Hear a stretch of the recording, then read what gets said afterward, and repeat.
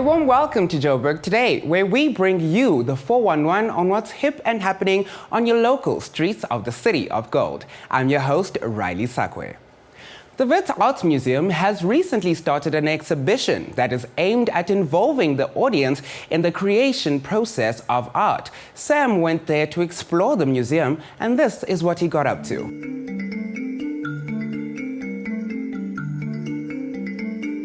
The Activate Captivate exhibit at the Wits Art Museum combines art, the process of creation, and meaning to give patrons of the museum a unique and original experience.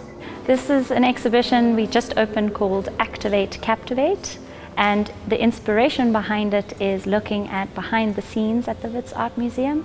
It is beyond what you can see in a normal exhibition. The public audience usually gets to see what we put out on exhibit, but there's so much happening that you don't get to see. So we tried to look at how we can show our public audience what we do with a collection at a university museum. We tried to do it in three ways. The first way is we tried to show how a collection like this can activate creativity and inspire artists. So we wanted to show how you can use a collection and that no artwork is created in isolation. The second way we wanted to show what you can do with a collection is through how each object has a wealth of information in it for research and learning. And then the third way we wanted to show it was through how you can use a collection like this to teach. In keeping with the goals of the exhibit, pieces have been presented in innovative ways. The digital art students created interactive exhibits with African masks so that patrons can understand context and history rather than just the aesthetics themselves. And 5 UJ graphic design students studied the collection and created mock-up posters for exhibits that might be viable in the future. These are just 2 of several examples throughout the exhibit. I was chosen, along with 4 other peers, to exhibit my work here at the museum. The theme was gendered artifacts. So what we did is we looked at the archives, we looked at all the gendered objects that are in the archives, which I found really interesting. A lot of people see African artifacts as not really artwork, and I hope that they see, at this exhibit, how complicated everything is and how intricate all the details of the artworks are. With the arts, a lot is lost when you don't understand or see the process. I think that you get a final product as a collector or a buyer of art. You get to see a final product when you come into an exhibition. And there's such a wealth of information and inspiration and knowledge in the process that leads up to something like this. I'm Samuel Gebhardt for Joburg Today.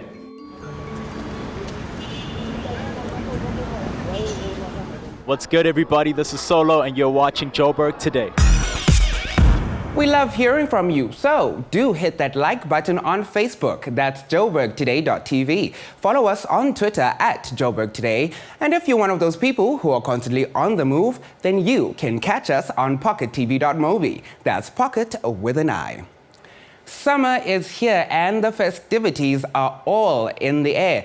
And the Hot 91.1 FM group decided that they should be no exception to the rule, celebrating their first year of a radio broadcast. A year into its existence, local community radio station Hot 91.9 celebrated their very first birthday. Having started off with no funding and limited equipment, the passion for radio took over, drawing industry veterans back to the decks to uplift and inform the community. The response to Hot 91.9 has been phenomenal from both advertisers and listeners. We're a year old at Hot 91.9. Our Facebook group now currently sits at 14,000 group members. We've had over 500,000 listens and streams on our TuneIn app, and advertisers are really buying into the radio station. It's been amazing. You know, I was lucky to be a part of this station. They had already chosen the lineup, and when I saw that in the media, I immediately called Lloyd Monterey and was like, please, I want to be a part of this station. He was like, who is this? I was like, it's Shane the Duke Wellington. He was like, who? I was like, okay, I got to prove myself here. And I did, within the first few weeks or months of the station, I was nominated for an MTN Radio Award for my show. I wish the station and the listeners, especially the listeners, because without them, we wouldn't be here. But I wish the station and the listeners many, many, many more years of togetherness, of great music and great times. It's been an absolute amazing journey because not only do I present the sport in the mornings on the breakfast show with Darren Scott, but I also have the wonderful opportunity to speak to people all around the world, sporting personalities. I set up interviews and people are able to tap into all those interviews, and those interviews are also sent out to numerous radio stations across the country, and we get to speak to some wonderful personalities, and we really focus on the major sporting issues of the day. As a terrestrial broadcaster, we are still a community-based radio station and will continue to help and believe that we can do more for the community. We're currently sitting on DSTV on channel 922 right now, so people are able to listen to Hot 91.9 and understand what we are as an old school and R&B station. And we've had over 500,000 streams and listens to on the TuneIn app, so the station grows day by day. And we're hoping that in the next couple of months or even a year, we can actually expand our footprint and we can help more. Happy birthday to you, Hot 91.9 FM, for bringing us nothing but the best of international R&B 80s sound. We hope that you guys will keep us tuned right there for more years to come. But from me, Riley Sagani Posakwe, I have to bid you farewell so I can join the party. If I made you feel second best. Hi, I'm John Walland and you're watching Joburg Today. The key to being a successful entrepreneur lies in articulating your passion in a business plan that can support your own growth and that of others. We bring you the story of a local radio celebrity who turned his fortune around after deciding to end his career at the SABC. Tune in to Cliff Central. The radio industry in South Africa is an emerging industry, judging from the number of radio stations operating in and around the country. But yes, this is a very exciting time for media practitioners, broadcasters and DJs. Despite tough economic times and job retrenchments in certain sectors, including the media industry, there are entrepreneurs who are pushing boundaries, capitalizing on their talent and creating opportunities for others. One such entrepreneur is Gareth Cliff of Cliff Central. That's such a tough time with caking. Wow. I think it's an exciting time in South African media. I think that there's a lot happening. I think it's a really good time if you've got something unique to offer for you to be able to do that on your own terms. Before, you would have had to get a job, and there are only so many jobs in radio, television, and in the media in general. And it's a rarefied sort of environment. Now it's being democratized to a much larger degree. And I think a lot of people are finding spaces where they might not have had those spaces before. One of those spaces is what we're doing, cliffcentral.com. You know, we've got a lot of big names here on the channel, but we've also got lots and lots of people who've never been on air before, who started their first ever presenting job right here with us. And I'm very proud of those shows because they're the ones that I feel have potential to grow in ways that perhaps shows that people might expect aren't necessarily able to grow. South Africa's radio broadcasting industry is expected to grow its revenue base by more than 50% over the next 5 years. That's according to PwC's research report that tracks media industry trends. The report says advertising revenue streams is expected to rise from 3.6 billion rand in 2012 to 5.5 billion rand in 2017. For most entrepreneurs right now, regardless of industry, it's all about disrupting the current offerings. That means being innovative amongst other qualities. I think being a disruptor or an innovator right now is actually quite a good thing. I think people are looking for disruption. There's a lot of complacency. There's a lot of room for innovation.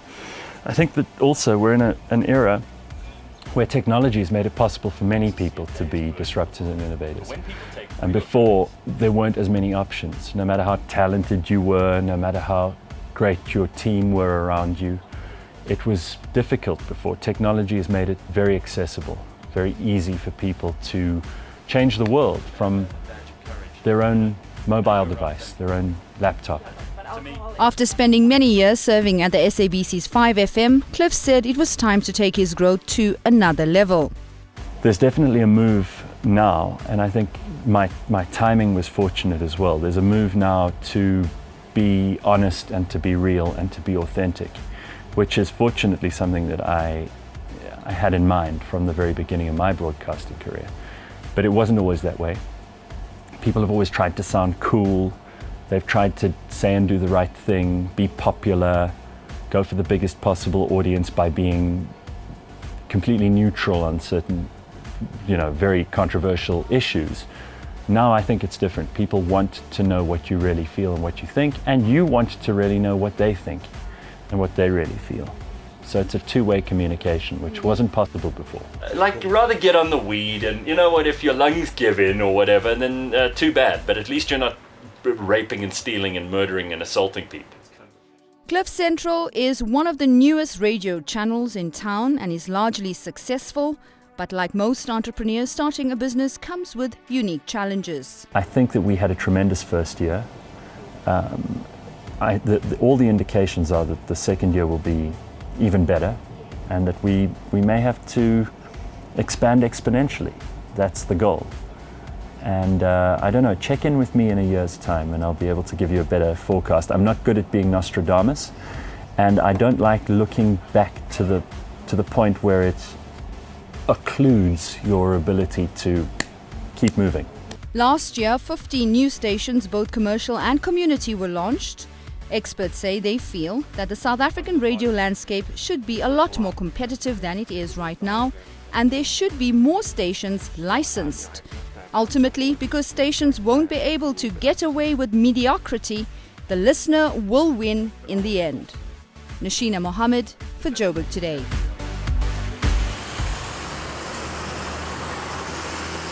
My name is Shane the Duke Wellington, also known as MC Dookie in the house, and you're watching Joburg Today. And that brings us to the close of today's show. But be sure to check out our playlist as well as Leading Opinion with Nashina Mohammed.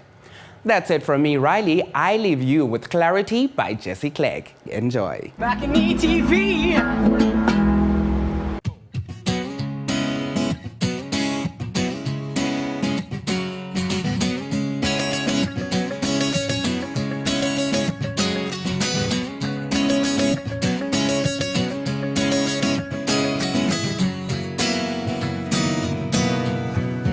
Beyond these walls,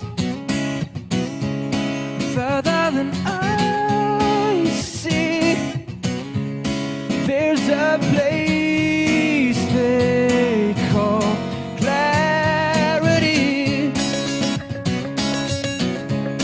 A snow road, there's no guiding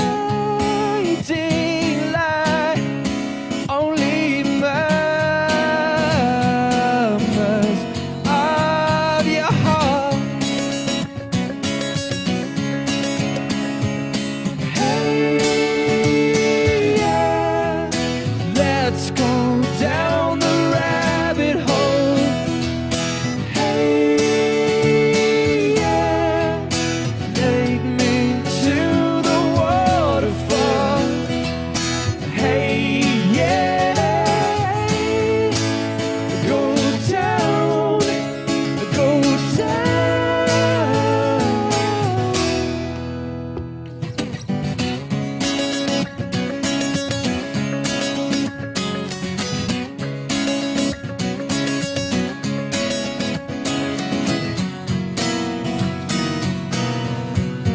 Between the cracks, under the surface, you will find me there. Clarity, searching through chaos, searching the sun.